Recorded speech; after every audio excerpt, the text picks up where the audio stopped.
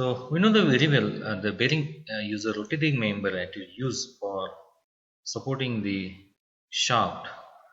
The arrangement of the bearing, basically shafts are generally supported by the two bearings in the radial as well as the axial directions, even though the side of the fixed relative moment of the shaft and housing in the axial directions is called as the fixed side bearing, and the side that allows the movement is called the floating side bearing, right?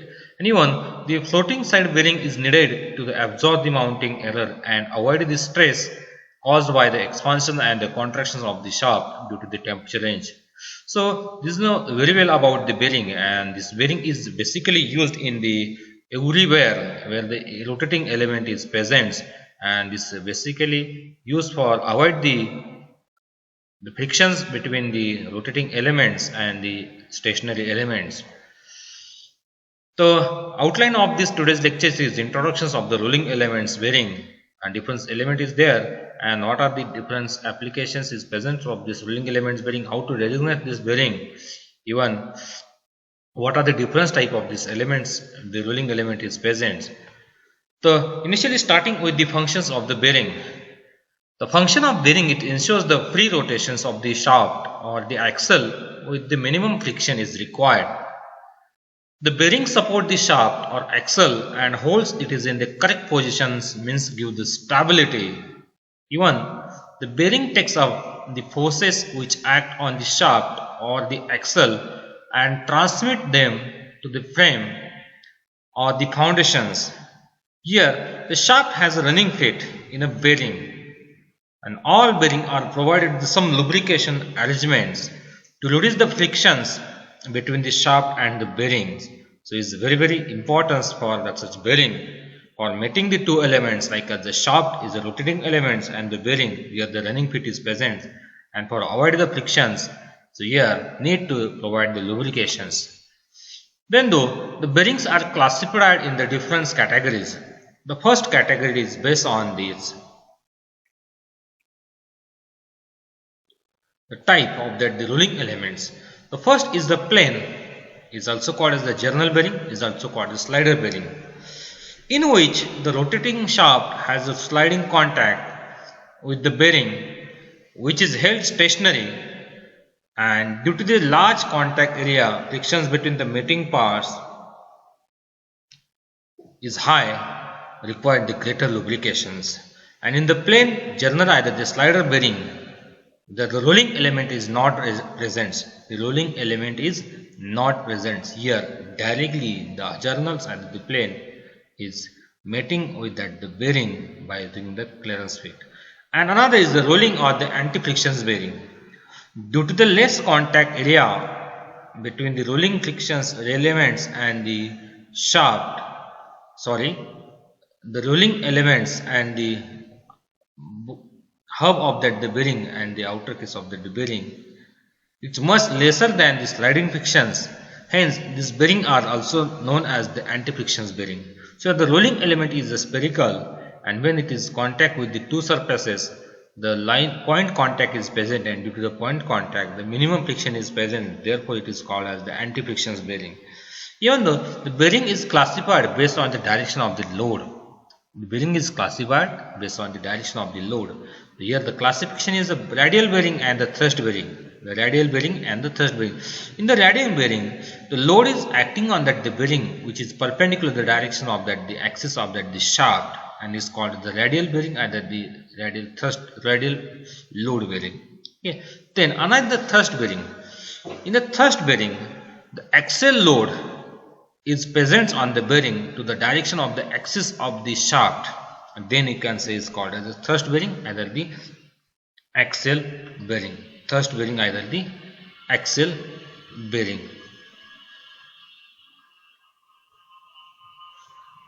Then the different classification of the bearing is there.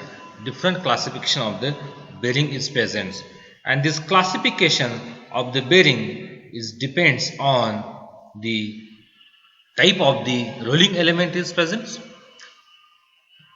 type of the another thrust or the ball bearing, either the linear bearing. The first classification is based on the ball bearing. The first classification, in the ball bearing, the bearing is classified in the three different ways. The deep groove ball bearing, again the filling notch ball bearing or the maximum capacity bearing, and third is called as the angular contact bearing. Then for the roller bearing, so here the different roller is used: cylindrical roller bearing, needle bearing, tapered roller bearing, and the spherical roller bearing.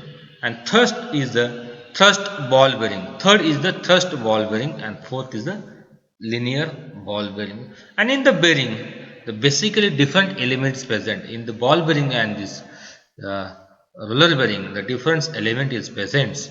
So basically these are the inner race of that the bearing, outer race of the bearing, then the rolling elements, then the seals and the cages, So with coming with the different details about this deep groove ball bearing. The deep groove ball bearing is mostly frequently used in the all type of the bearings. Here the load carrying capacity is limited by the number of balls.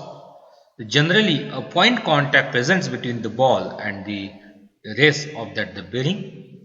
The friction is less in this bearing. The friction is less, and also temperature rise is also less, is a main advantage of this bearing.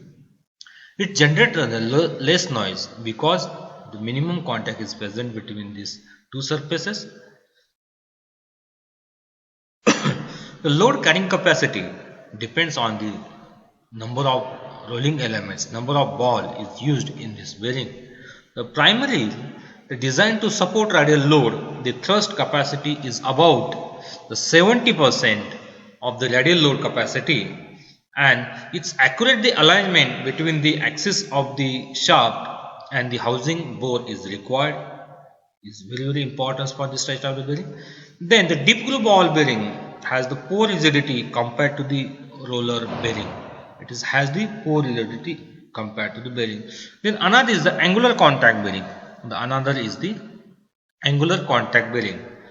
The line of reactions at the contact between balls and the races make angle with the axis of the bearing.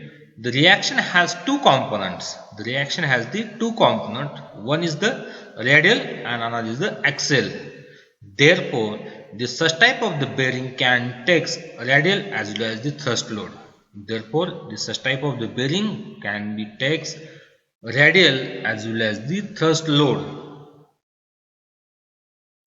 It increases the thrust load due to the increase in the lateral contact area between the ball and the race. The load carrying capacity is more than that of the deep groove ball bearing.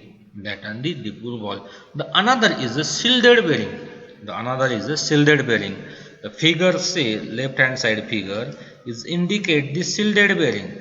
So this is indicate the shielded bearing. Just I use this pointer for this one highlighter. So is the shielded bearing. The shielded ball bearing have a metal or the plastic shield. So these are the shields. Present. These are the plastic shields or the metal shield is secured to the outer edge of the bearing on each side of the bearing. This shield extends from the outer edge down the side of the bearing to the inner edge, much like a wall covering the ball of the bearings. Even though a small gap of 0.005 inch, which allows the inner edge to turn without frictions and reduces the chances of dirt entering the bearing causing the contaminations. Then another is the self-aligned bearing. The self-aligned bearing is basically present in the two types. One is called as the self-aligned ball bearing and another is called as the spherical roller bearing. So here generally it consists of two rows of the balls, rolling elements that roll on a common spherical surface in the outer race. So this the combination is present. These are the two rolling elements. In the case, the assembly of the shaft, the inner race and the ball with cage can freely roll and adjust itself to the angular misalignment. It adjusts itself the angular misalignment of the shaft. Similar arrangement in a spherical roller bearing where ball are replaced by the spherical roller. So instead of this ball, the spherical roll is present. The spherical roller bearing can carry relatively high load compared to the self-aligned ball bearing, and it is suitable for different application where misalignment is present. Misalignment is present means the position of the bearing and the shaft axis. If the some misalignment is there, then such type of the bearing is used. Generally, such type of the bearing is used in the agriculture's machinery, railway axles, etc. Right? Then another is the thrust ball bearing. So another is the thrust ball bearing. We know the thrust ball bearing. So this axial load is present on the bearing. For the thrust ball bearing, the axial load is present, right? In here, the axial load is present on the bearing. Okay. The single direction thrust ball bearing consists of a shaft washer, a housing washer, and a ball and cage assembly. The single direction thrust ball bearing can accommodate axial load and locate a shaft axially in one direction only. Is very important in the thrust ball bearing. What is the application of this thrust type bearing? If you see our two-wheeler, either the bicycle, the handle of that bearing is fixed by using this thrust ball bearing. The handle of that bicycle, either the two-wheeler, is fixed by using the thrust ball bearing. Then another is the cylindrical ball bearing. So the another is the cylindrical ball bearing. The cylindrical roller bearing.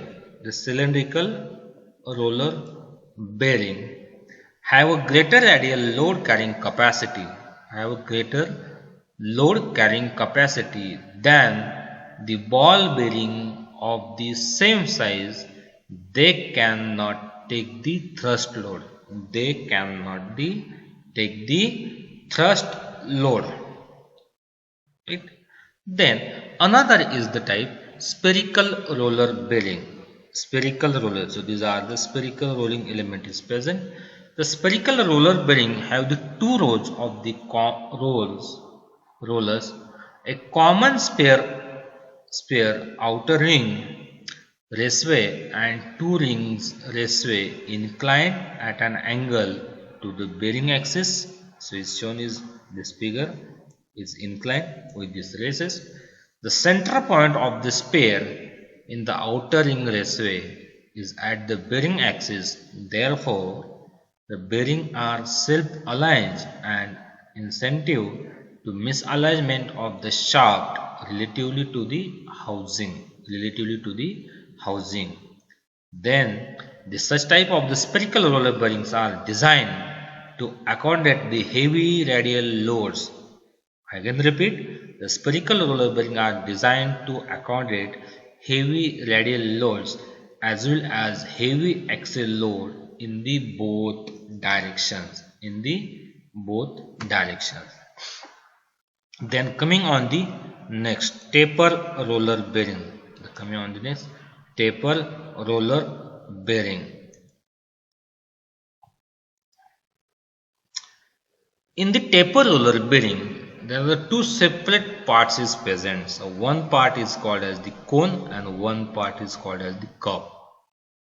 The inner part of this bearing is called as the cone and the outer part of this bearing is called the outer part is called as the cup and inner part of this bearing is called as the cone. And between this cup and cone, such type of the spherical, either the taper roller is present. These are the taper roller is present, right? And with respect to this angle of this taper, it is decided to the mounting of the bearing. The line of the resultant reactions through this rolling element makes and the angle with the axis of the bearing, even though it is designed to withstand radial load, high thrust load and the combined load at moderate to the high speed. They can also withstand repeated shock load is the beauty of this such type of the bearing, right? A taper roller bearing subjected to the pure radial load and induced thrust component. Therefore, these bearings are always used in a pair to balance thrust load component. I again repeat, a taper roller bearing subjected to pure radial load induces thrust component. Therefore, these bearings are always used in a pair to balance thrust load component.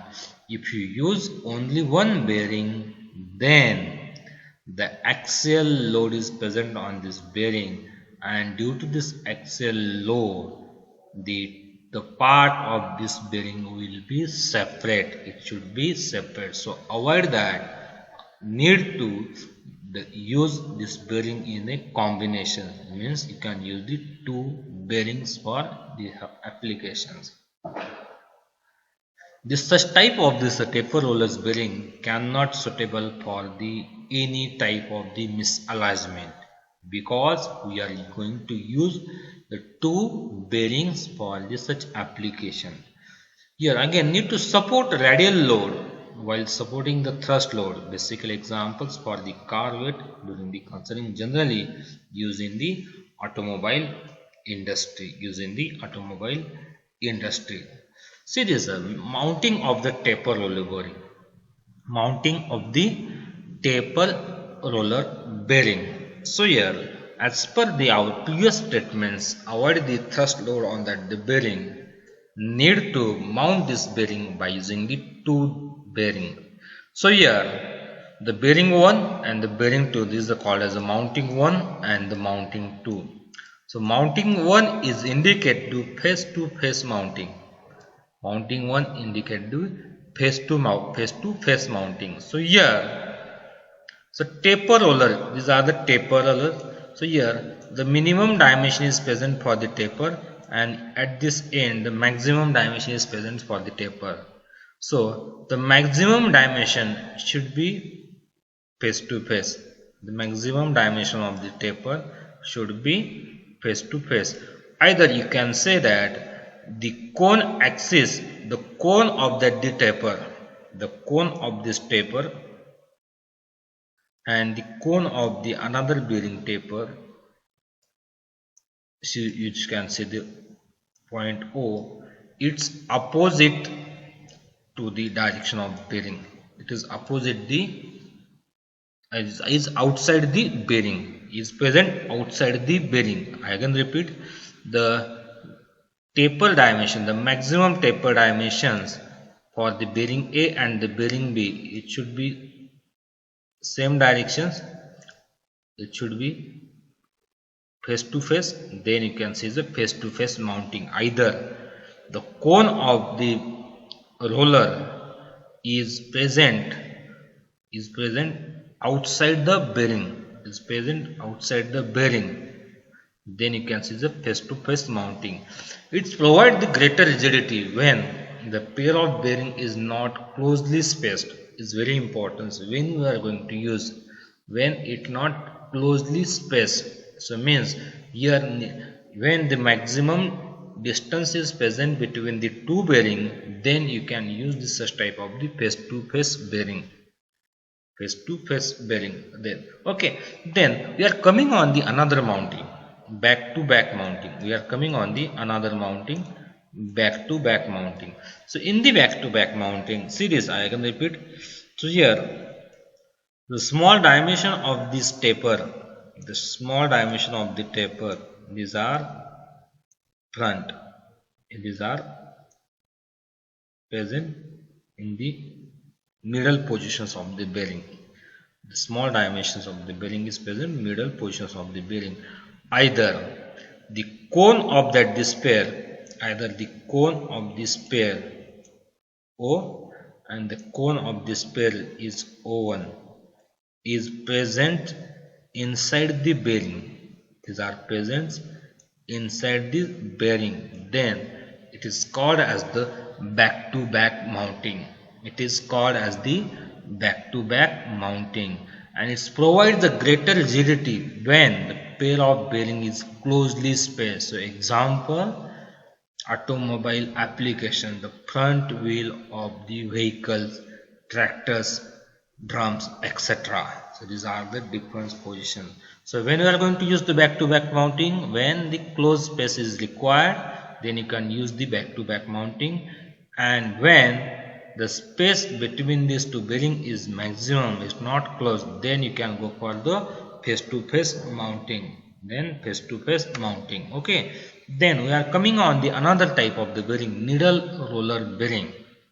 Needle roller bearing. So in this needle bearing, so the cylindrical roller is present having the maximum dimensions L.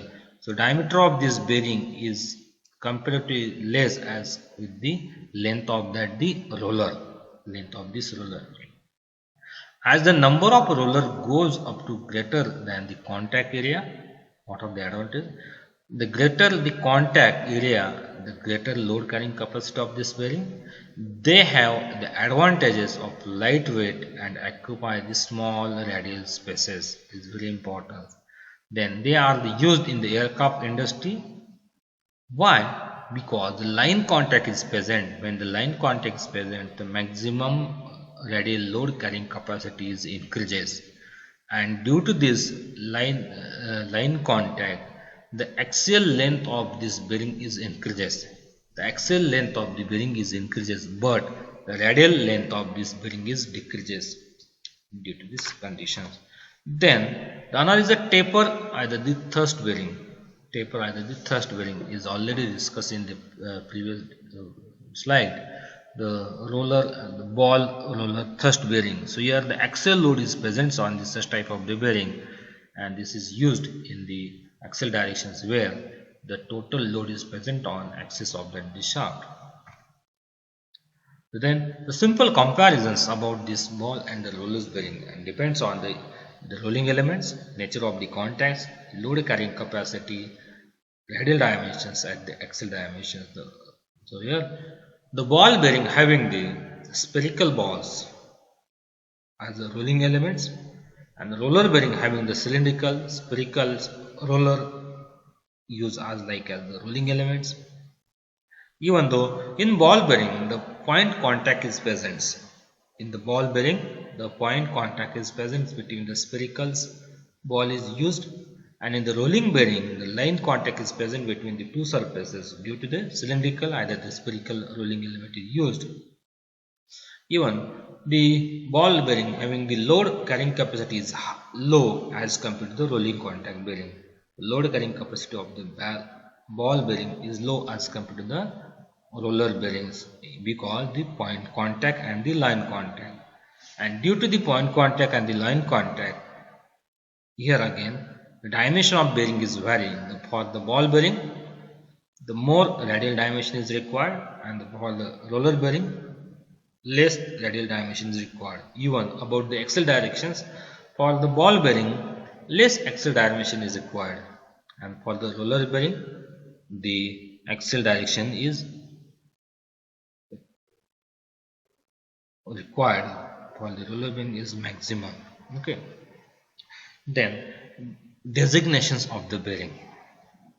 Designation of the rolling contact bearing. So if you go in the markets, the bearings, and if you want to purchase the bearing from that supplier, the supplier always asks, tell me the number of the bearing. So bearing is designate with some value, some limit, some dimensions, and here the dimensions or the designation is based on the alphabetics, either the numericals. So first numbers is maybe the alphabets, is maybe the one number, as is maybe the combination of the alphabets and the numericals. Second number is present in that bearing, and the second number is indicate the type of the series of that bearing.